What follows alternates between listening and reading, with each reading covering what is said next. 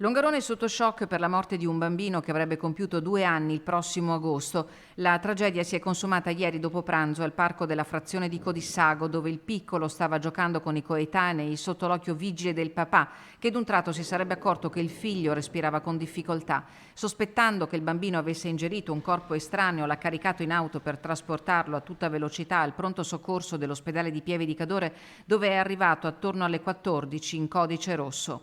Le condizioni del piccolo sono apparse subito critiche. I sanitari dell'emergenza hanno preso in carico il bambino e avviato le manovre rianimatorie che purtroppo sono risultate vane.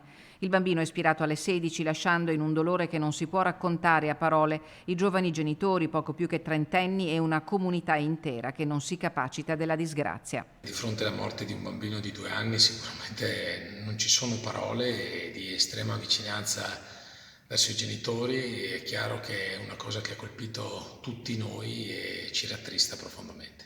Le indagini sono svolte dai carabinieri. Sul caso la Procura di Belluno ha aperto un fascicolo e disposto tutti i riscontri di rito.